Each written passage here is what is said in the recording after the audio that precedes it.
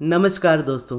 आज की इस वीडियो में मैं आपको बताने वाला हूं कि वाइब्रेशनल अलाइनमेंट में कैसे आएँ और हमेशा वाइब्रेशनल अलाइनमेंट में कैसे रहे। और अगर आप जानते हो कि अलाइनमेंट क्या है लेकिन आप कंफ्यूज हो कि वाइब्रेशनल अलाइनमेंट क्या है, तो इसमें कोई डिफरेंस नहीं है। वाइब्रेशनल अलाइनमेंट का मतलब बस ये हो जाता है कि वाइब्रेशन की अलाइनमेंट, क्योंकि अलाइनमेंट एक ऐसा वर्ड है जो यूज़ किया जाता है तालमेल के लिए। जैसे जो कार होती है, कार की भी अलाइनमेंट होती है। जैसे उसके 4 पहिए होते हैं, तो चारों पहिए अगर सही तरीके से अटैच्ड है और चारों में एकदम सही तरीके से हवा है तो उसको कह देते हैं व्हील अलाइनमेंट। उसी तरीके से जब हमारी डिज़ायर की और हमारी पर्सनल वाइब्रेशन, यानी डिज़ायर की वाइब्रेशन और हमारी पर्सनल वाइब्रेशन जब एक हो जाए तो कहते हैं वाइब्रेशनल अलाइनमेंट। और अगर आप मेरे चैनल पर बिल्कुल न्यू हो और आपने अलाइनमेंट वर्ड पहली बार सुना है तो इसको एक अच्छे से एग्जांपल से मैं आपको समझा देता हूँ कि ये क्या है। जैसे पुरानी मूवीज़ में होता था कि कोई किसी को उठा करके ले जाता था और फिर जब पैसों की मांग करता था तो कहता था कि आज शाम 4 बजे इतने पैसे ले करके काली पहाड़ी के पीछे आ जाना। तब ये डेस्टिनेशन हो गई आपकी, काली पहाड़ी के पीछे जाना है आपको 4 बजे शाम को। अब अगर आप अपने घर से टाइम पर निकल गए हो और 4 बजे आप पहुंचने वाले हो काली पहाड़ी पे, तो आप समझ सकते हो कि आप अलाइनमेंट में हो, आप उस जगह पे जा रहे हो जहाँ पर आपको जाना चाहिए। लेकिन अगर आप बोलो कि नहीं, काली पहाड़ी अच्छी जगह नहीं है, मुझे वो जगह सेफ़ नहीं लगती, मुझे कहीं और जाना चाहिए, और आप कहीं दूसरी ही डायरेक्शन में निकल लेते हैं, तो इसको बोल सकते हैं रेजिस्टेंस, कि आपकी डिज़ायर कहीं और है, आप कहीं और हो। और इसको अगर हम रियल एग्जांपल से समझे तो आप कोई भी चीज़ अपनी लाइफ में मैनिफेस्ट करो, आपको खुशी होगी। आपकी लाइफ में कोई भी चीज़ मैनिफेस्ट अगर नहीं होती है, आपको दुख होगा। मतलब आप कुछ भी मैनिफेस्ट करो, आपको खुशी फील होगी, आप कुछ भी मैनिफेस्टेशन से दूर चले जाओ, आपको बुरा फील होगा। तो यही अलाइनमेंट और रेजिस्टेंस है। आप कहाँ खड़े हो वो मैटर नहीं करता, आप कहाँ जा रहे हो वो मैटर करता है। अब जैसे आपको मैनिफेस्टेशन करनी है और मैनिफेस्टेशन होने के बाद आप अच्छा फील करते हो, आप खुश रहते हो, तो आपको ऐसे थॉट्स और ऐसी फीलिंग्स की तरफ जाना है जो आपको अच्छा फील कराए। लेकिन मोस्टली लोग करते क्या है, जो लाइफ में नहीं है उस चीज़ को लेकर के बुरा फील करते हैं, जो लाइफ में हो रहा है उस चीज़ को लेकर के बुरा फील करते हैं। और आप बुरा कब फील करते हो, जब कोई चीज़ आपसे दूर चली जाती है, आपकी डिज़ायर जब मैनिफेस्ट नहीं होती, आप तब बुरा फील करते हो। लेकिन जब आप उस वाइब्रेशन में कंटिन्यू रहते हो तो आप समझ जाओ कि आप उसी जगह पे जा रहे हो। यानी काली पहाड़ी वाला ही एग्जांपल ले लो। अगर आप खुश हो, अच्छी फीलिंग्स चूज़ कर रहे हो, आप काली पहाड़ी की तरफ जा रहे हो। अगर आप बहुत ज़्यादा बुरा फील कर रहे हो, नेगेटिव फील कर रहे हो, कंटिन्यूसली उसको बिल्कुल भी चेंज नहीं कर रहे हो, तो आप किसी दूसरी ही डायरेक्शन में जा रहे हो।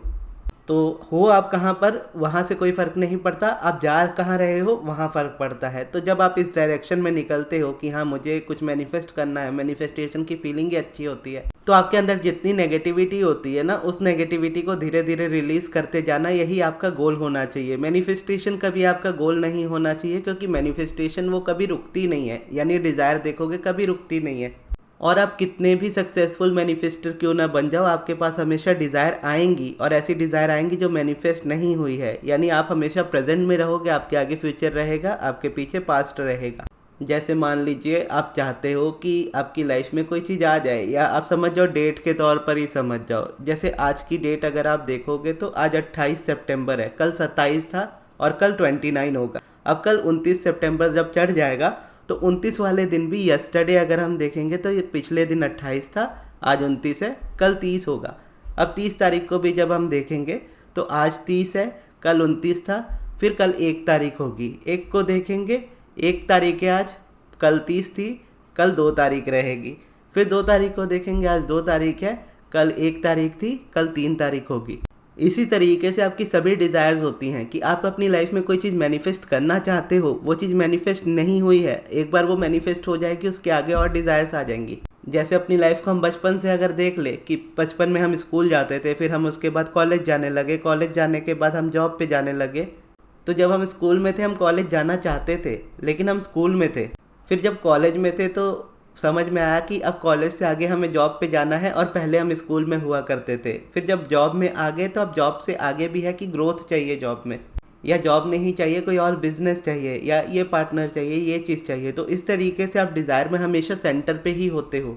तो अगर आप हर डिज़ायर के लिए टेक्निक्स करने लग गए तो आपका दिमाग एकदम ना भटक सा जाएगा, आप समझ नहीं पाओगे आपको आपकी लाइफ में क्या चाहिए, कैसे करना है, क्योंकि ओवर थिंकिंग का पैटर्न आपको जकड़ के रख लेगा पूरी तरह से। क्योंकि डिज़ायर कभी रुकने नहीं वाली, मैनिफेस्टेशन कभी होगी नहीं अगर आप इस तरीके से स्टक हो। लेकिन जब आप समझ जाओ कि हाँ, अगर आप इन चीज़ों को लेकर के नेगेटिव फील करते हो कि ये चीज़ मेरी लाइफ में नहीं है, और आने वाले टाइम में कितनी डिज़ायर्स होंगी जो आपकी लाइफ में नहीं रहेंगी, और हमेशा ही ये चीज़ चलती रहेगी कि कोई चीज़ डिज़ायर आएगी, आप मैनिफेस्ट करोगे, फिर आगे न्यू डिज़ायर आएगी, आप मैनिफेस्ट करोगे, फिर आगे न्यू डिज़ायर आएगी। तो इसीलिए मैनिफेस्टेशन के पीछे भागने का और अपने डिज़ायर्स के इस वक्त पूरा ना होने के जो फीलिंग को हम देखते हैं कि हमारे अंदर बुरी फीलिंग है कि हमारी लाइफ में ये चीज़ मैनिफेस्ट नहीं हुई या नहीं हो रही है, तो इसका कोई तुक ही नहीं बनता, क्योंकि ये हमेशा ऐसे ही रहने वाला है।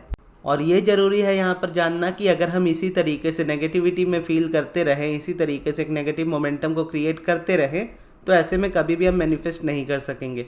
और क्योंकि डिज़ायर हमेशा आती रहेगी और ये चीज़ें करते करते हमारा माइंड आउट हो जाएगा, तो ऐसे में हमें ये करना चाहिए कि चाहे हमारी रियलिटी में कुछ भी होता रहे, हम अपने माइंड को इस तरीके से स्ट्रॉन्ग रखें कि हमारा डायरेक्शन हमेशा आगे की तरफ रहे। जिस तरीके से हमें लाइफ लेकर के जा रही है आगे की तरफ, हम हमेशा आगे की तरफ बढ़ते रहें, ताकि अनफुलफिल्ड डिज़ायर को लेकर के हमारा रेजिस्टेंस ना क्रिएट हो, और जैसे जैसे हम आगे बढ़ते जाए, जो जो चीज़ें हमें चाहिए लाइफ में, वो चीज़ें मैनिफेस्ट होती जाए।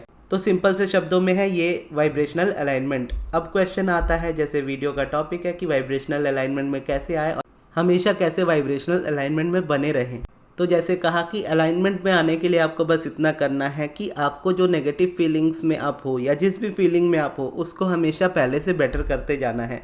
अब जो हमारी लाइफ होती है ना, लाइफ में हम बहुत सारी चीज़ों को लेकर के सोचते हैं और हमारा ध्यान हर जगह जाता है। जैसे कि आज की डेट में अगर हमारा ध्यान कहीं पे जाता है तो वो मोस्टली नेगेटिव चीज़ों पे ही जाता है, और हम हर बार ध्यान नहीं हटा पाते, और हर बार ही ध्यान हटाना ज़रूरी भी नहीं है, क्योंकि ये जितना नेचुरली हो प्रोसेस उतना बेटर है। अब इसको नेचुरली करने के लिए क्या करते हैं, हम प्रैक्टिस करते हैं। प्रैक्टिस हम करते हैं मेडिटेशन की, ग्रैटिट्यूड वॉक की, पॉजिटिव एस्पेक्ट्स की, और इस तरह के बहुत सारे प्रोसेसेस की। लेकिन सारे एक साथ नहीं करने होते, आपको एक चूज़ करना होता है अपने हिसाब से। और फिर जब आप उसको डेली करते हो, जैसे मेडिटेशन है, अब मेडिटेशन मान लीजिए आप स्टार्ट करते हो, तो स्टार्टिंग में पहले दिन ही आपकी लाइफ में कोई चेंज नहीं आ जाएगा, एक हफ्ते में भी कोई चेंज नहीं आएगा। एक हफ्ते के बाद, एक महीने के अंदर आप देखोगे तो थोड़े थोड़े चेंजेस नज़र आने लगेंगे, लेकिन चेंजेस हमेशा आपको इमोशंस और फीलिंग्स में ही आएंगे। रियलिटी बदलती हुई इमीडिएटली नहीं नज़र आएगी। आपको हमेशा फीलिंग्स में ही चीज़ों को देखना होता है। जैसे मान लीजिए मैंने स्टार्टिंग में जब मेडिटेशन स्टार्ट किया था, तो मैं मेडिटेशन करता था, उसके बाद back to normal life, meditation करता था, बैक टू नॉर्मल लाइफ। तो ये चीज़ डेली डेली मेरी रूटीन में चलती रहती थी। मैं थॉट्स पे ज़्यादा ध्यान नहीं रखता था, मैं पूरे दिन अपने आप को पॉजिटिव रखने की कोशिश नहीं करता था, मैं नेचुरली रहता था। अगर मुझे गुस्सा आता था मैं गुस्सा करता था, फ्रस्ट्रेट होना होता था फ्रस्ट्रेट होता था, जैसे रिएक्ट करना होता था वैसे रिएक्ट करता था। लेकिन बस इतना था कि मेडिटेशन करता था, उसके बाद ये चीज़ें करता था। उससे पहले क्या होता था, सिर्फ फ्रस्ट्रेट, इरिटेट, परेशान हो रहा होता था, नेगेटिविटी में रहता था, लेकिन उसको बदलने के लिए कुछ नहीं कर रहा होता था। अब जब मेडिटेशन स्टार्ट हो गया तो ओवरऑल लाइफ वैसी ही रही, जैसे मैं रिएक्ट करता था या जैसे मैं नेगेटिविटी क्रिएट करता था वैसे ही रहा, लेकिन अब मेडिटेशन जुड़ गया। और जैसा मैंने कहा, एक दिन का मेडिटेशन, एक हफ्ते का मेडिटेशन कोई चेंज नहीं लाएगा लाइफ में, लेकिन उसके बाद में क्या करता था, मैं डेली डेली मेडिटेशन करता गया। मेडिटेशन मेरे माइंड को थोड़ी देर शांत करता था, मेरे रिएक्शन के तरीके को आप बोलो कम करता था, गुस्से को पहले से कम करता था, यानी पहले तो वो रिलीज़ ही करा देता था। मुझे उसी वक्त गुस्सा सबसे ज़्यादा आता था जब मैंने मेडिटेशन करना स्टार्ट किया था। जब एक बार वो चीज़ें बाहर आनी स्टार्ट हो गई, फिर गुस्सा भी कम होना स्टार्ट हो गया। तो अगर आप वाइब्रेशनल अलाइनमेंट में आना चाहते हो तो आप इस वक्त जिस भी इमोशन में रहो आपको वहीं रहना होगा। आप इंस्टेंटली वहाँ से निकल नहीं सकते, आप थोड़ा थोड़ा ही करके निकल पाओगे, लेकिन आप निकल तभी पाओगे जब आप किसी प्रैक्टिस को लेकर के डेली बेसिस पे आप कंटिन्यू रहोगे। अगर आप नहीं रहते हो तो आप नहीं उस जगह से निकल पाओगे, या जितने दिन आप प्रैक्टिस करोगे उतने दिन आप बाहर रहोगे, वापस से उसके बाद नेगेटिविटी में खींचे चले आओगे। तो इसीलिए कोई भी प्रोसेस या मेडिटेशन ही मैं मोस्टली रिकमेंड करता हूँ। जब आप स्टार्ट करते हो तो हमेशा कीजिए। और मेडिटेशन के अलावा अगर मैं देखूँ तो मैं क्या करता था, मैं लॉ ऑफ अट्रैक्शन से रिलेटेड नॉलेज गेन कर रहा था, यानी अब्राहम की बुक्स में पढ़ता था, अब्राहम की टीचिंग्स में देखता था रेवती दी के चैनल पर। तो इससे क्या होता था, इससे लॉ ऑफ अट्रैक्शन का प्रॉपर नॉलेज मुझे मिल रहा था कि मुझे आगे क्या क्या करना है। उस वक्त जो गुस्सा परेशानी मेरे अंदर होती थी, मुझे पता था कि ये चीज़ें मैं इस वक्त कर रहा हूँ, आने वाले टाइम में गुस्सा नहीं रखूँगा, आने वाले टाइम में फ्रस्ट्रेट नहीं होना है, आने वाले टाइम में कंप्लेंट्स नहीं करनी है, आने वाले टाइम में इन चीज़ों को कम करते जाना है। लेकिन जब वो हैबिट बनी है तो इंस्टेंटली नहीं छूटेगी। तो इसीलिए मेडिटेशन मैं करता था और दिन भर जैसा होता था वैसे मैं होने देता था, और उसके बाद मैं अपने आप को देखते देखते गया,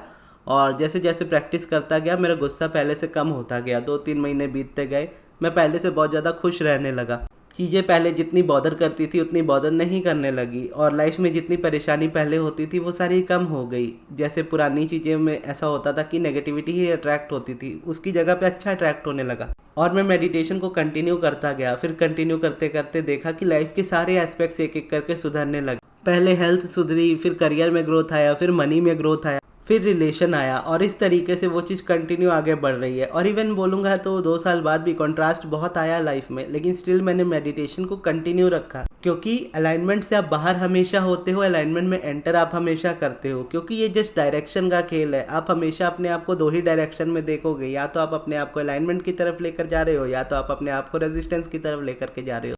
आपको पॉइंटेड हमेशा अलाइनमेंट की तरफ रहना है, यही ज़रूरी होता है सबसे ज़्यादा। कि नेगेटिव आप फील करोगे, लाइफ में ऐसी चीज़ें होंगी जो आपको बुरा फील कराएंगी, लेकिन चॉइस होगी कि मुझे और बुरा फील नहीं करना, मुझे आगे बढ़ना है, मुझे अच्छा फील करना है, मुझे पॉजिटिव थिंकिंग रखनी है। और इस तरीके से फिर आप आगे बढ़ते हो, जैसे मैं उस जगह से आगे बढ़ा। और हमेशा अलाइनमेंट में रहने के लिए अगर आप देखोगे तो यही ज़रूरी होता है कि उस प्रैक्टिस में आप कंटिन्यू रहो। इससे ज़्यादा आप बोलोगे तो बेटर एडवाइस में कोई नहीं दे सकता।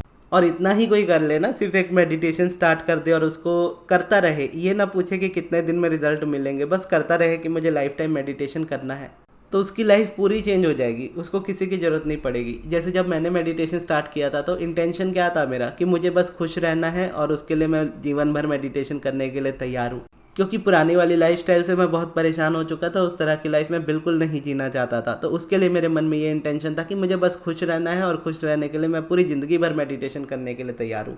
तो यहाँ पे कोई डिज़ायर में मैं बंधा नहीं, मैं मेडिटेशन को कंटिन्यू करता गया, और डिज़ायर जितनी थी वो मैनिफेस्ट होती गई, और आज भी हो रही है, आगे भी होती रहेगी। तो इस तरीके से ये चेंज आता है, इस तरीके से आपको वाइब्रेशनल अलाइनमेंट में आना होता है, और इसी तरीके से आपको हमेशा बने रहना होता है। आप उससे नीचे गिरते हो, लेकिन जब आपकी डायरेक्शन आपको पता होती है, आप वापस से मूव अप हो जाते हो।